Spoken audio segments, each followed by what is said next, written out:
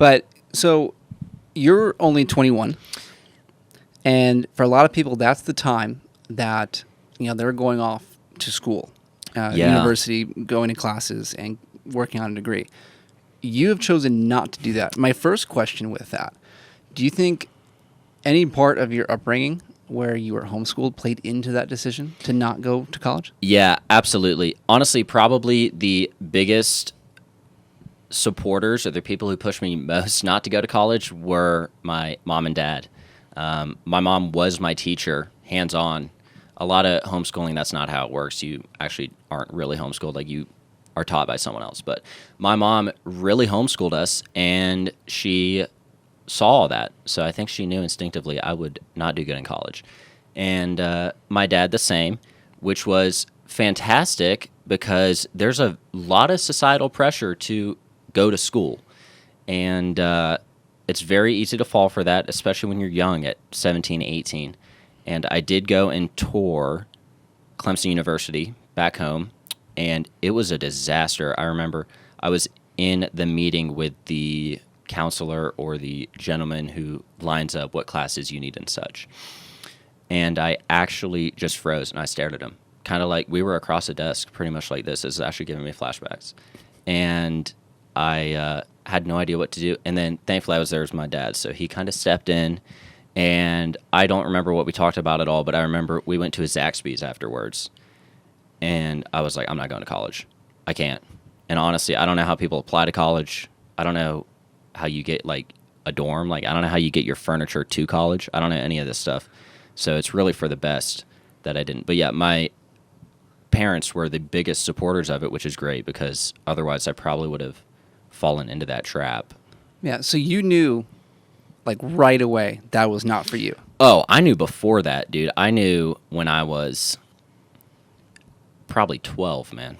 Like, I remember, and not to get all sappy here, but I remember sitting down doing math, like multiplication tables, and just sitting there, like, crying, dude, at the dining room table, and it was bad. And which is ironic because my carpentry work, I need to know math, but I don't know math at all. As long as you know fractions.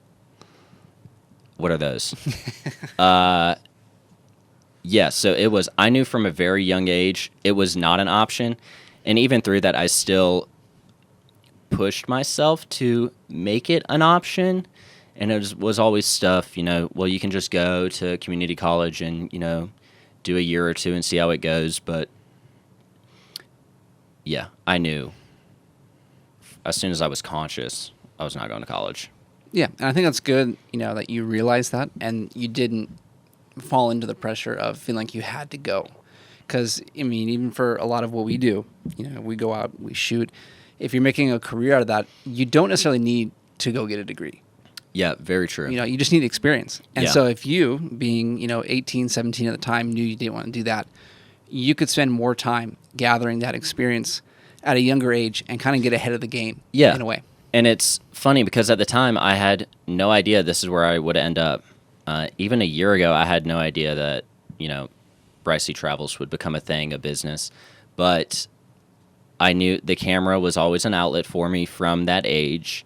And at the time, obviously, I had a lot of stress and pressure. Like, you got to figure out your life, which is not true. You don't have to figure out your life. Nobody knows what they're doing. But I had a lot of free time. I did go and shoot, and it kind of ended up with building up that skill set, figuring out how it all works. And, during that time, it was never crossed my mind to do photography or anything of the sort. I worked at Chick-fil-A. I managed a kitchen, which was pretty insane at 17 when everyone's like in their 20s. And then I went on my first little trip out to the Alps. I worked like 80 hours a week saving up for it, a few $1,000s. I went hiking through the Alps, and that's when it really hit me, like, I need to go outside a lot more. Mm-hmm. And I already went outside a lot, but it's very healing in a way. And then I got back from that. I had some money saved up still, so I just took a year off.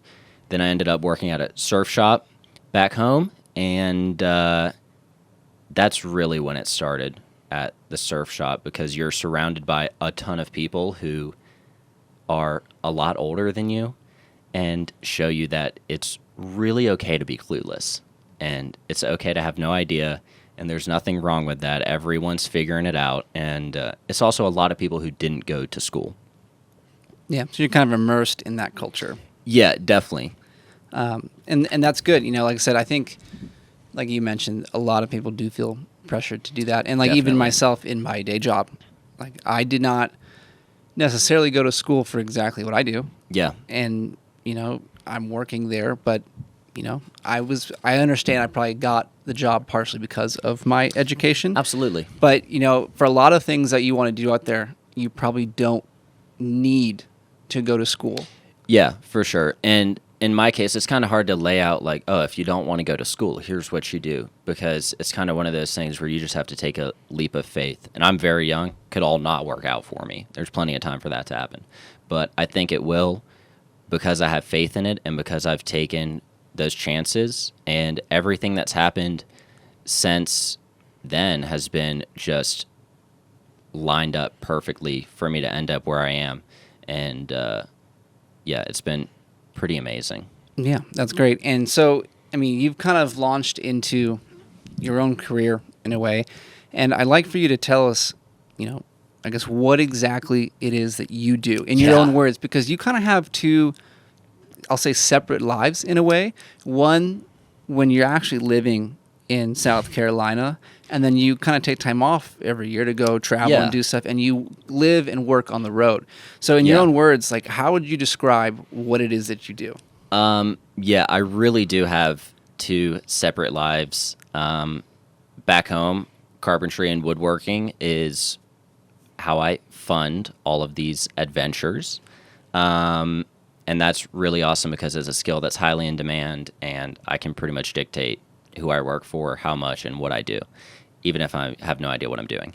And I actually got into that purely by chance. I had a family friend who had a grandfather who needed help putting in some landscaping. And I helped him, and then he knew someone, and he knew someone, and he knew someone, which is where I ended up working where I did before now. And so that's when I'm back home. That's how I actually fund all this, because a business does take a lot of capital. When I'm on the road, what was the question? Like, how do you describe what it is you do, because you have the two different lives? Yeah. So that's kind of my classical job. When I'm on the road, I would describe it as, it's a little complicated. I do a lot. So I do writing, which it comes in very different forms, through trail, where I write about my truck and such, and through Instagram captions and stuff like that. So I don't really know how I could explain it in a sentence. It's one of those things where it's so varied. I guess most of it is storytelling. I'm just out there telling a story. Some of that is my story and how I've ended up where I am and where I'm going and stuff like that. Some of that could be the story of the places I go to or the people I meet. Like today, it was the coffee shop and the Indian lady who runs it, who immigrated here. Or it could be a place like the town of Salina, Kansas, where I went through the museum and kind of shared all that through Instagram. Or the story of a brand who, needs their suspension products for a Tundra to get out in front of people. So I guess the overall theme would be I just tell stories. Yeah. So of your brand, Bryce C Travels, with everything you do, is there any kind of underlying theme or mission that you're trying to accomplish? Yeah, it's so strange because there is, and all these different aspects kind of move in that general direction. But the mission statement for Bryce C Travels is spending time in God's creation has done a lot of good for me. A lot of good. I don't know where I would be without it. And I think it could do a lot of good for a lot of people, and not in ways that people don't even think about, in ways you can't even comprehend. So it definitely, that would be the mission statement for it, is to get people outside in nature and to find that peace and wholesomeness that you get there. Yeah. So you said that kind of was inspired by your trip to the Alps and getting to hike up around that area. First question, did you have a camera back then or no? That was pre-camera. It was all on my iPhone and Okay. JPEG. Okay. Which is unfortunate. So, and that's totally fine. Yeah. But can you take us back maybe to that moment that you realized this is what you wanted to do there? Like when it hit you, what did that moment feel like? Yeah, so it wasn't even a moment of I want to take pictures. It was just a moment of there's a lot to see and it's really grand and I need to spend time in it. Like I need to go there. It really had nothing to do with photography at that time. It wasn't until I got back, but then in that moment it was like I hiked up to the Matterhorn base camp and you're staring over like the valley and the lift and all this stuff, and I was just like, wow, I want this like peace in this. In a way it almost makes you feel insignificant, but it makes you feel significant at the same time because you're a part of it. So I just wanted to chase that for as long as I could. That's worn off a little bit now because I've been to a lot of the places I wanted to go to, and that's where it's more so, it's not, I still love traveling and all that stuff, but it's not just about me anymore. Like I want to help people. I want to get people outside. I want to tell their story. And yeah, it all started with that moment.